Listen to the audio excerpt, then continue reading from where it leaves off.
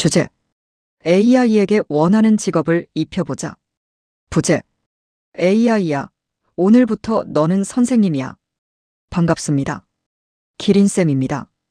오늘은 AI에게 질문을 더 길게 쓰는 법만 배우는 시간이 아닙니다. AI에게 필요한 직업을 입혀보는 시간입니다. 같은 AI에게 같은 질문을 해도 친절한 선생님이라고 부르면 차근차근 설명하고, 여행 가이드라고 부르면 일정과 동선을 생각하고, 편집자라고 부르면 문장을 다듬는 방향으로 답하려고 합니다.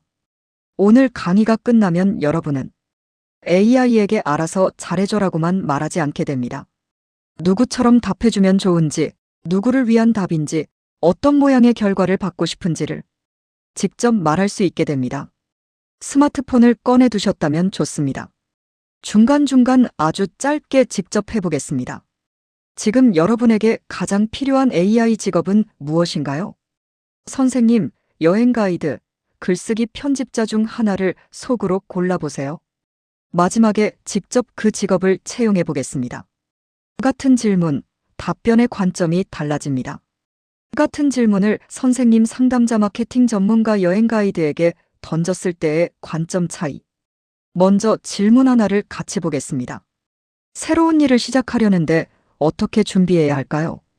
역할을 주지 않고 물으면 보통 목표를 세우고 정보를 조사하고 계획을 세우라는 일반적인 답을 받을 수 있습니다.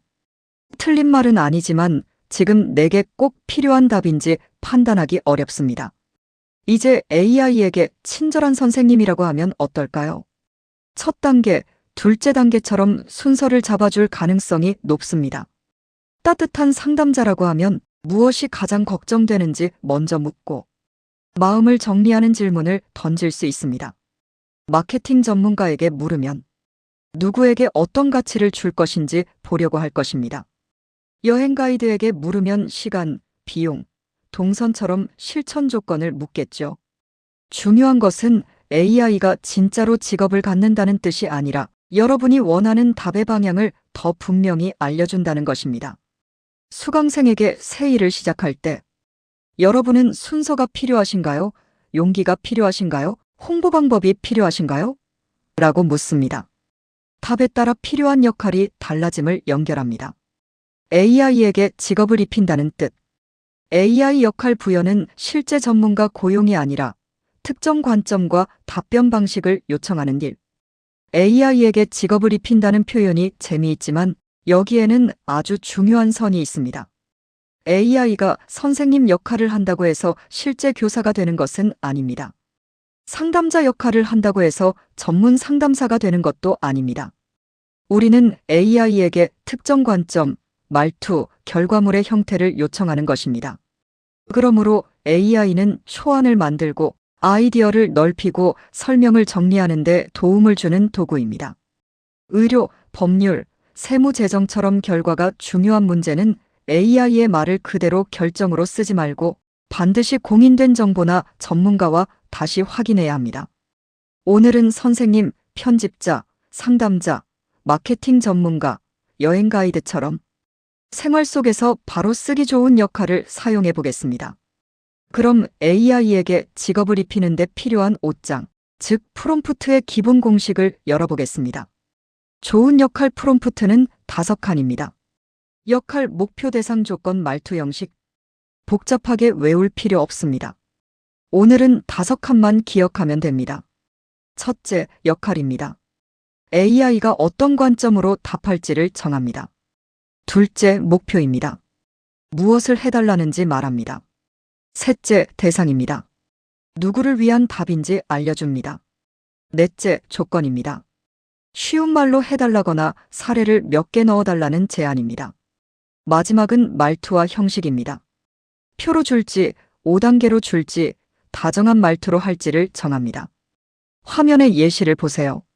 스마트폰 사진을 옮기는 방법을 알려줘보다 훨씬 길어 보이지만 사실 5칸을 한 문장씩 채운 것뿐입니다. 처음부터 완벽하게 쓸 필요는 없습니다. 역할과 목표만 먼저 적고 결과가 아쉬우면 대상과 조건을 하나씩 덧붙이면 됩니다. 여러분도 메모장에 5칸을 적어보세요. 지금은 답을 쓰지 말고 나에게 필요한 직업 이름만 골라도 충분합니다. 실습 선생님과 편집자를 채용해 보세요. 선생님 역할과 편집자 역할의 즉시 사용 프롬프트 및 비교 실습. 이제 첫 번째 실습입니다. 먼저 AI에게 역할을 주지 않고 스마트폰 사진을 컴퓨터로 옮기는 방법을 알려줘라고 입력합니다. 답을 읽기 전에 스크린샷을 찍거나 첫 문장만 메모해 두세요. 그 다음에는 너는 스마트폰 초보자를 가르치는 친절한 선생님이야. 5단계로 설명하고 실수하기 쉬운 점도 알려줘라고 바꿔 입력합니다. 어떠신가요? 훨씬 순서가 보이고 어려운 말이 줄어들 가능성이 높습니다. 이것이 역할과 조건의 힘입니다. 이번에는 편집자로 바꿔봅시다. 아래 문장이나 여러분이 직접 쓴 문자 메시지 한두 줄을 붙여 넣으세요. 너는 전문 편집자야. 어색한 표현을 고치고 이유를 3가지로 알려줘. 여기서 중요한 추가 문장은 왜 그렇게 고쳤는지도 알려줘입니다. 결과만 받는 것이 아니라 나도 배울 수 있기 때문입니다. 실습 중 도움말. 입력이 어려운 수강생에게는 다음 문장을 큰 글자로 다시 읽어줍니다. 너는 친절한 컴퓨터 선생님이야. 스마트폰 사진을 컴퓨터로 옮기는 방법을 초보자에게 5단계로 설명해줘. 어려운 말은 쓰지 말고 주의할 실수도 알려줘. 실습 공감 홍보 여행의 관점을 비교하세요. 상담자 마케팅 전문가 가족여행 가이드 역할과 조건 결합. 이번에는 역할이 바뀌면 말투와 질문도 달라지는 3가지 사례를 보겠습니다. 상담자 역할에는 정답을 말해줘보다 내 생각을 돕는 질문 3개를 해줘가 더 잘 어울립니다. 이 문장은 AI에게 결론을 강요하지 말고 생각을 정리하도록 도와달라는 요청입니다. 마케팅 전문가에게는 대상이 중요합니다.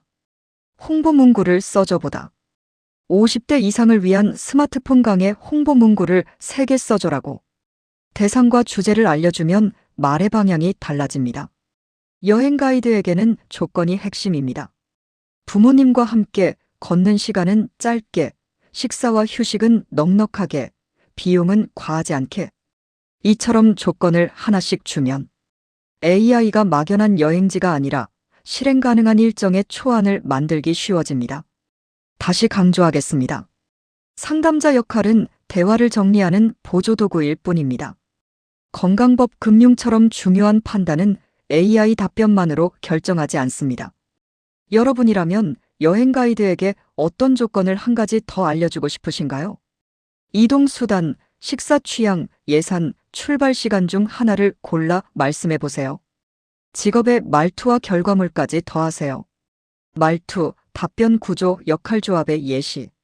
이제 AI에게 직업만 주지 말고 목소리와 결과물의 모양까지 입혀보겠습니다. 친절하게 말해줘도 좋지만 손주에게 설명하듯 엄격하지만 친절한 선생님처럼 재미있는 유튜버처럼이라고 하면 말투의 그림이 더 선명해집니다. 또한 결과물의 형식을 꼭 요청해보세요. 표로 만들어줘. 5단계 체크리스트로 줘. 맨 마지막에 한 줄 요약을 넣어줘라고 말하면 읽고 쓰기 훨씬 편해집니다. 역할도 2개까지는 섞어볼 수 있습니다. 예를 들어 가족여행 전문가이자 사진작가로 요청하면 여행 일정과 사진 팁을 함께 받을 수 있습니다. 단, 역할이 너무 많으면 초점이 흐려질 수 있습니다. 처음에는 역할 하나와 조건 2개로 시작하는 것을 권합니다. 나만의 AI 직업을 설계하세요. 빈칸 프롬프트 템플릿. 이제 여러분 차례입니다. 화면에 빈칸을 채워보겠습니다. 첫 줄에는 너는 누구인가? 를 적습니다. 예를 들어 생활정리 전문가, 친절한 문서 편집자, 부모님, 여행 가이드처럼 적으면 됩니다. 둘째 줄에는 무엇을 도와줄지 씁니다. 셋째 줄에는 누구를 위한 답인지 적습니다. 넷째에는 말투, 마지막에는 결과물 형식을 적습니다. 여기서 가장 많이 막히는 지점은 AI가 원하는 답을 안 줘요입니다. 그럴 때는 AI가 나빠서가 아니라 요청의 빈칸이 아직 남아있는 경우가 많습니다. 역할을 바꾸기 전에 대상, 조건, 형식 중 하나를 더 구체화해 보세요.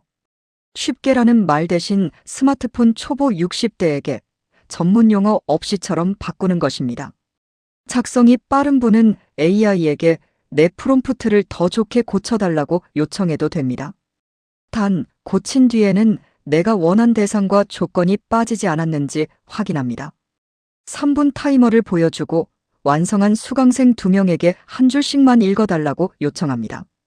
지금까지 오늘도 디지털이란의 기린쌤이었습니다. 감사합니다.